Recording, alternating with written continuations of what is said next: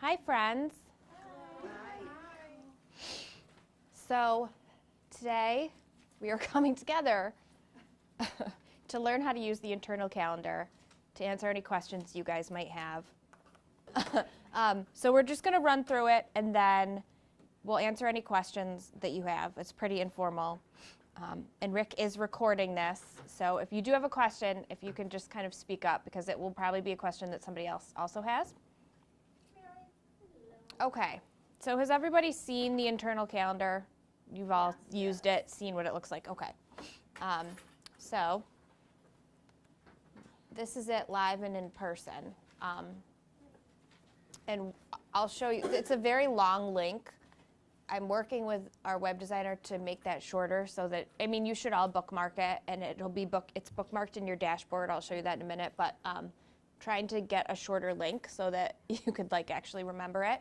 But at any rate, this is what it looks like live on the website. Are you putting those colors in there? The colors are assigned to departments. Okay. So this is what the calendar looks like. You've all seen it. So we'll run through all of this. Again, some of this is for the recording of the training purposes, but if you have any questions, just pipe up. So what events should be submitted to the internal calendar? So any event that takes place in a conference or meeting room in the 3 buildings on this campus should be submitted to the internal calendar. So staff meetings, interviews that you might have, if a pastor or somebody from parish is coming in to meet with you, if you have a luncheon that is for your department or a group of people and it's in the McDevitt room or any other conference meeting room, it should really be on the internal calendar. And then outside events that are hosted by your ministry at an off-site location that another department or ministry would need to know about for the purpose of scheduling and not double booking, especially if your ministry has the same audience as another ministry's audience.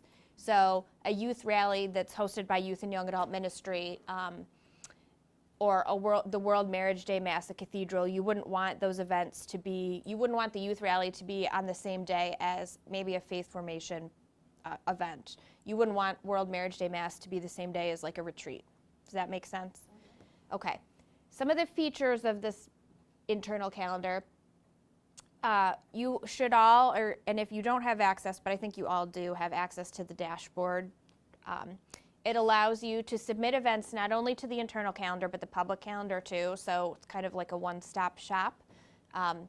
And you're able to edit your own events through that dashboard. So if you were to submit an event for the public calendar on the diocesan website, so not in your dashboard, you wouldn't be able to edit it yourself. I would have to edit it. So it saves me time, but then you also have control over your events.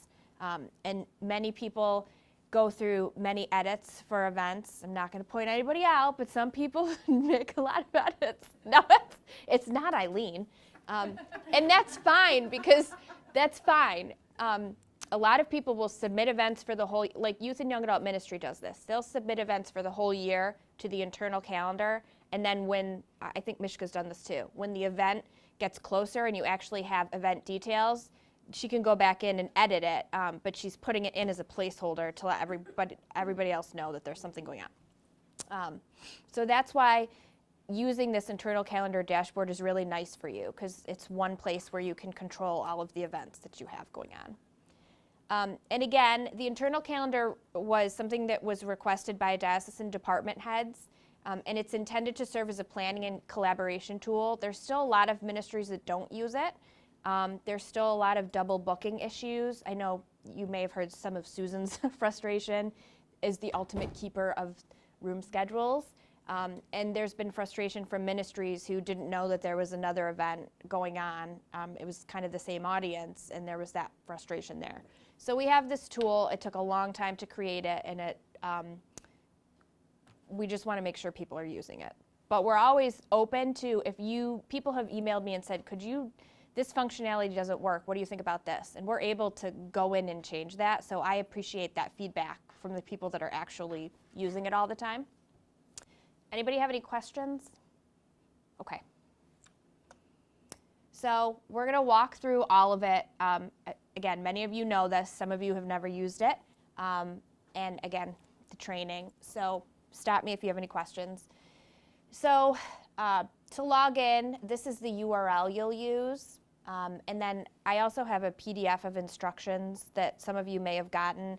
I'm updating it, just finessing it a little bit. I'll send that to you as well. But this is the URL to log in. And this is what it looks like. You have to create a password to gain initial access. So you would just go here and click on forget your password, reset it. You'll put in your diocesan email address and it'll walk you through that process. So for the first time, if you've never used it, that's how you'll initiate the login process. Okay, so submitting an internal event. When you're in the dashboard, and I can show you what it looks like in a minute, internal and is labeled as a private event. So when you're logged in, so mine's gonna look a little bit different than yours. But this is what you'll see when you go to create a new event. And you have those three options. Public, so this is viewable to the general public on the diocesan website. Private only appears on that internal events calendar. You can also do both. So if it's, let's see, what's the World Marriage Day Mass, for example, is something that we would do both for because it's something we obviously want to promote, but then it's internal too for other departments. So you'll choose private event. Again, we're just doing internal right now. Enter a title, a description. Ideally, every event would have a description because sometimes if they don't, people call me for a description of it and I may not have it. For the internal calendar, if you don't have a description or the title is description like Catholic Son Board Meeting, you don't need to put Catholic Son Board Meeting in the description too. People should be able to figure that out. But if you have a description, put one in. Enter a start and end date. You can indicate if this is a repeating event, so staff meetings that you have every Tuesday, you could do that. So you put it in once, it'll show up every Tuesday. You can let people know if the event has multiple times. So if you've got like 2 sessions of a retreat, 9 to noon, and then there's a 1 to 4 or whatever, you can specify that. And then you can indicate exception dates. So if the event repeats every Tuesday, but it doesn't repeat in December, you can indicate that too. You can enter a start and end time. This is all required information. So sometimes this trips people up. It's not the most intuitive or easiest way to enter the times. So for 9 a.m., you'd type 0900A. The M is already there. For 10 o'clock a.m., you would enter 1000A. And I can walk you through it if you'd like. You'll choose a venue. Again, for internal, all of the meeting and conference rooms, any like the 3rd floor in the school, those are all in the drop-down menu. Select a category, so that would be your department or your ministry. And then you click the blue Create Event button. A common question is, I submitted my event and then I don't see it in my dashboard. Events have to be approved before you'll see them in your dashboard. So I check it a couple times a day. So give me 24 hours, but if there's something that you need to have up for some reason immediately, you can just call me or email me. Once they're approved, they will appear on the internal calendar, and then you'll also see them in your event dashboard. And that's what you'll see. Past events, oh, go ahead. Well, I just had a question. Yeah. So at times, I have booked events that don't have a venue in the drop-down box. Mm-hmm. So if I submit it through this dashboard, I could give you a fake venue and then come in and edit it later, or do I have to request a venue? Venues, you have to request a venue. So if you have a new venue that isn't there, you can just email me the information and I will add the venue. Okay. So once it's approved, this is what you'll see. We have it right now so that past events stay in your dashboard so that you can just hit the green copy button for next time. This is a nice function, I think, especially if you have a lot of events, like Youth and Young Adult Ministry use this all the time. You could use it for staff meetings too if you wanted. You can also go in and edit your events once they've been approved, so you can hit that blue button to edit it. You just need to know that the event will have to be approved again after you make edits before you'll see it again in your dashboard. Does that make sense? Yes. Okay. So it just disappears for whatever length of time.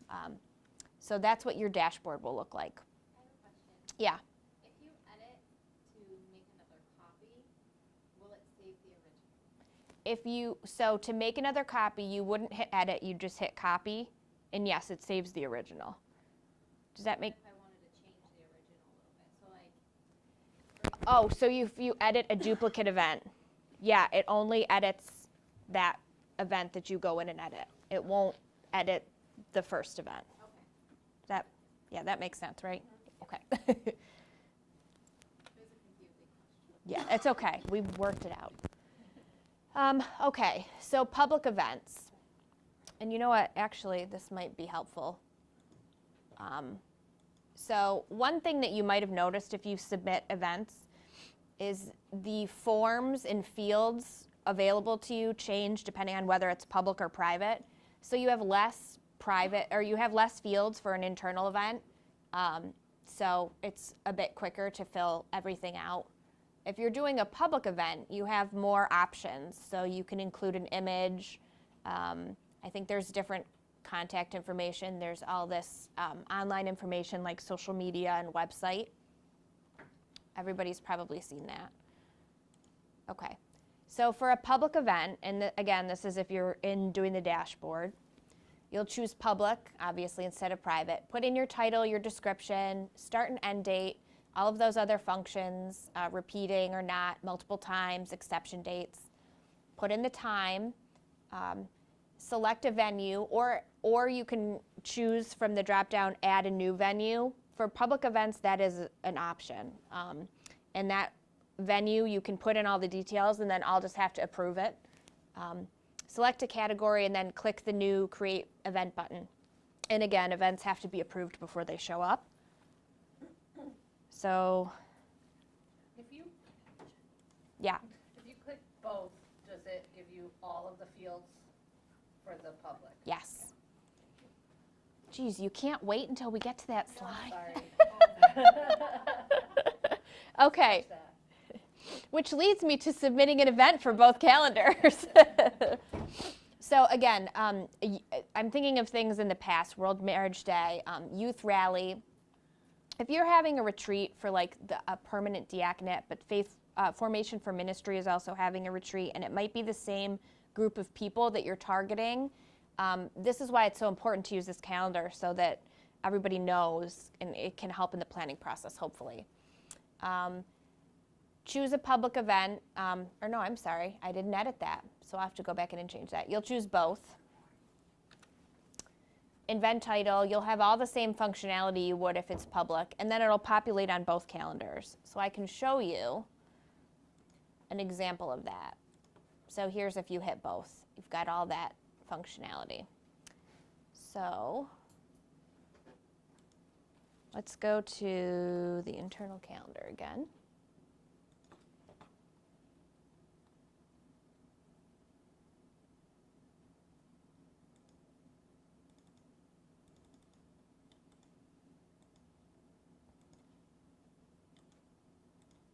Does anybody else have any questions? It's pretty self-explanatory, but I know you all just want to get out of your office for 45 minutes. Okay, so this is the internal calendar. When you log in, this is what you see, right? So here's an example of an event that was submitted to both calendars.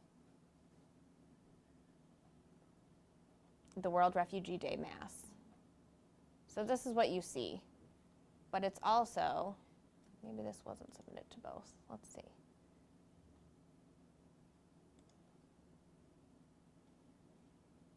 I'm trying to find a good one here. What about the baccalaureate masses?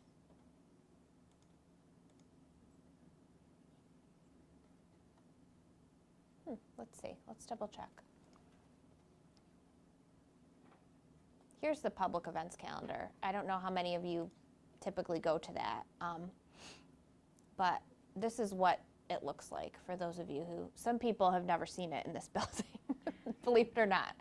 Trying to find an event that might have been on both. at any rate. This is what a public event looks like.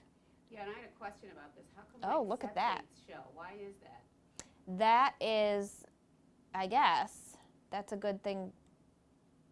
Yeah, how do I get rid of it? It's Well, really confusing. we'll have to get rid of it. Our web designer will have to get rid of it. And I think it's there because from a functionality standpoint on the back end, I think it was supposed to be helpful, but it looks a little ridiculous. Yeah, So, that's what my thinking is. um, And my RCIA course is the same thing, and, you know, when I didn't put in the except for dates, it showed Yeah, up it was on every day. So it was filling up the public calendar. I don't know if this is, we don't have many dates that have, many events that have exception dates, especially an extreme amount of exception Well, dates. it's really just, but- it's Monday nights. Yeah. Every Monday for 4 weeks. Yeah. So, maybe But it's this is a good thing for me to bring back Right, but to, Wouldn't the exception, if it was, if you keyed it in as every Monday for 4 weeks, wouldn't the exceptions be a Monday? You would I think mean, It goes that. Yeah. back to 2001. yeah. So I think this is either buggy or something got entered wrong. And so if you submit an event and you notice this, because I'm only seeing what it looks like on the back end of things, like when I look at my approval queue, I don't have anything in the queue right now. I'm not seeing, like, it won't look like this to me. So if you see something or you need some type of different functionality, let me know. That's why I appreciate when people do use it, because people let me know if something's not working. So we'll go back and look at this, because it's not very helpful.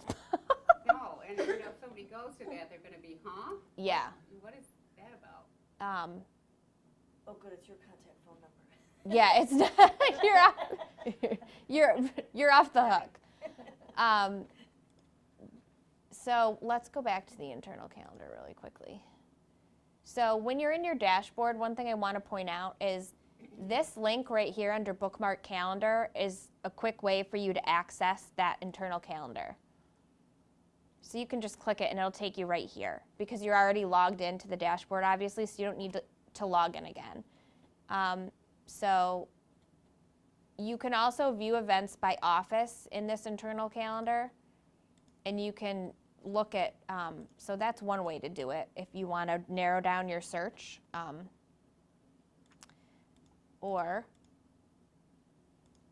you can look at the go by room name. So this changes the title you see to the name of the room and not the name of the event.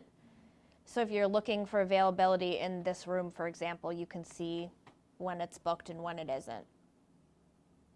Nicole, what if somebody types in the name of the room wrong or calls it something different? Well, they don't type it in. It's Well, that's only if they use the drop down. you have to use the drop down. Okay. So if you're doing a private event and it asks you for venue, this is your options here. So you only have a choice of what's listed there. Correct.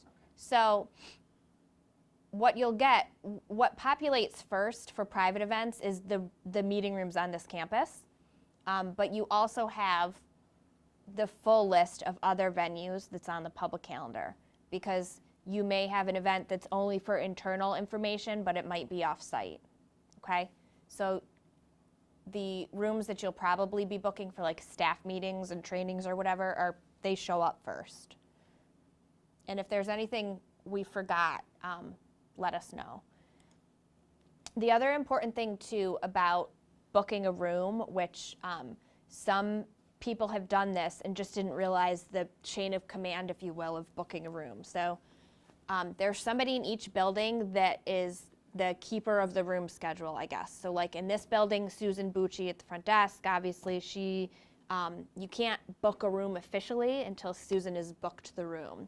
So you can fill out the request to have a private event on the calendar and book the McDevitt room, but it's not official until Susan's got it on her calendar. But this doesn't go to Susan, so we This is can't- not, right, This is not requesting a room, this is just giving information. correct. This is, so initially we were trying to think of a way to do that so that, but it's just not feasible for Susan and it didn't make sense. So I keep this calendar. Susan also has the master list of what's happening in what rooms. And then on the PDF instructions that I think everybody has, but I'll resend them, there it lists, like Mishka would be if you needed the CSO conference room for something. There's 2 different people that are kind of tasked with keeping the 3rd floor schedule. So that's all on that other PDF. So no room is like officially booked until you talk to the room keeper. The other thing that is really helpful to do, and I know it's helped Susan greatly, is if you're scheduling a meeting or something in this room and you're sending out a meeting invite to whomever you're inviting, to copy Susan on that.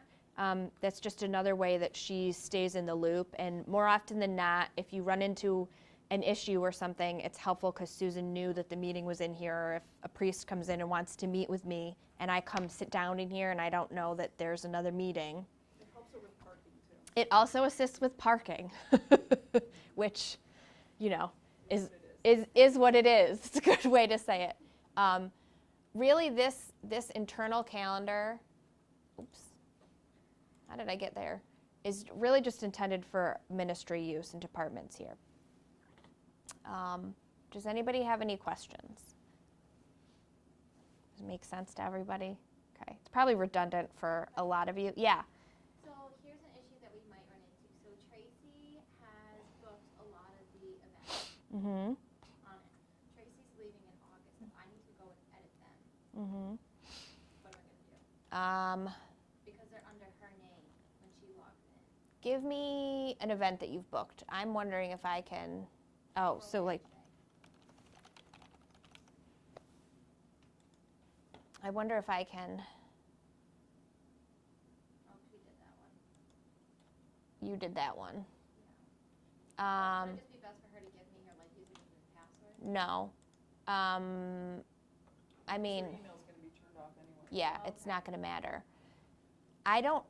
This is a good question. I'll ask and see if there's a way. Like Youth and Young Adult Ministry has like YAM at seardio.org, and they use that because different people submit events. We can. That's one option for your office. Yeah, we have a general one, so just from now moving forward, just use that general. Yeah, I'll have to give you. I'll have to grant you access. So, email me what that is, what that email is, and I'll add you here. Awesome. And then you'll all be able to log in that way. I might be able to transfer events maybe to somebody else. I'll ask our web designer. I'm not thinking that too many events will have to be edited, but I'm just. Yeah, it's good. It's a good thing to know. Yeah. Also, there are some events that probably you may not have submitted through your dashboard. Some people just don't ever use the dashboard. If you need to edit an event and you didn't submit it through the dashboard, or you need to copy it, I can do that for you. We've done that for a couple departments, and then it shows up in your dashboard, and that's been helpful to people.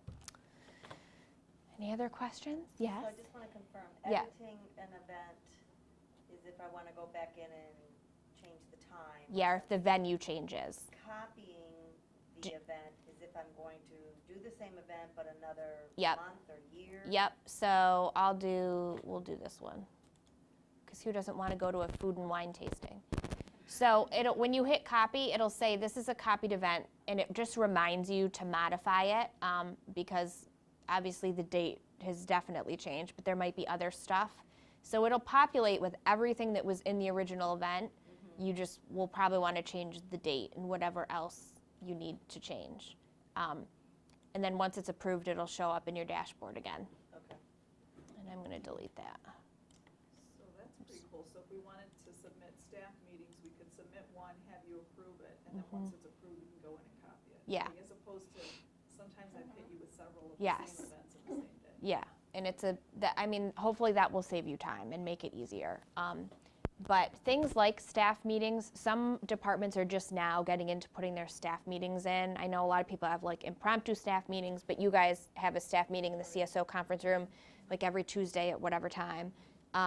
So it is helpful. It's helpful too for Susan and other people who may answer the phone and need to direct calls, because then they can look and see where people might be. So keep that in mind too. That's another reason why we're hoping everyone will use this, because they're just today I was running up and down floors because Susan couldn't find somebody and they weren't in the room, and so I was running all over the place because we couldn't. Anyways, so it's supposed to help everybody. Hopefully, it is helpful. Any other questions? Good. There's probably no way that you can, because there's still like meetings that are happening without anybody going on and using this, and there's probably no way that. No, I mean, it's not, we can't mandate that I people know. use it. We would love to, but what I keep reminding people, especially in the department head meetings, is that this was something that department heads asked us for. It took us several months. It's funny, isn't it? It took us several months to develop it, and we came back to the department heads, and maybe some of you were even there, and we said, what do you think? Would this work for you? This was a long process, and it's a lot of my time, which is fine, but and there's many of those people that requested it that don't use it. So when they have a double booked, somebody had a luncheon on the same day as another luncheon, and there was that nothing like double booking a luncheon to get some people fired up, there was nothing we could do really. Meetings when people, double book meetings and. Or some people will come in and I see this because I'm across now from the first floor conference room. Right, yeah, There'll be like two people in the conference room. yeah, And, Where's everybody else? Yeah. yeah, and then if somebody's gotta go in there, yeah. It gets weird, but it's also not checking with Susan with the Yeah. book and saying. yeah, I mean, I've sat there and have people come and say, I need you in the conference room, is there anybody booked in there? yeah, And I tell them yes or no. They're just going in there and shutting the door. yeah. And I'm like, Yeah, it becomes an issue for everybody. But the whole idea here is truly it's supposed to be a planning tool first and foremost, so that departments and ministries can collaborate and, you're able to have an event at the same, this day, and your people can come and not miss another event that they might have wanted to go to, which happened a lot like 2 years ago. But it's also supposed to help Susan and the other people in this building who answer the phone, schedule meetings, need to know what's what, and they also may need to know where their supervisor is if somebody calls. They might be in a meeting and they don't know where they are. You could find out. But the trick is, when you schedule something in a room, you have to tell Susan or ask Susan if it's Correct. available. And until you get that confirmation, Mm-hmm. you can't assume. Right. And there are some departments that, and I think we've ironed it out, but there were some departments who scheduled, and I assume that when you put a meeting in this calendar, that you've already talked to the keeper of the room. I don't have any way of knowing that, if you did or didn't. So a meeting on this internal calendar doesn't mean that Susan or I think maybe Patty Marshall handles one of the conference rooms in the other building. I always go to Susan first. Yeah, you should go to Susan first, is my rule about everything. Go to Susan first. But Best for everyone. it's best for everyone if you do that, especially with parking. But I know she appreciates this, and if anything, it's helping us have better communication about meeting rooms and parking and all these other enjoyable office things that we deal with, luncheons. Everybody good?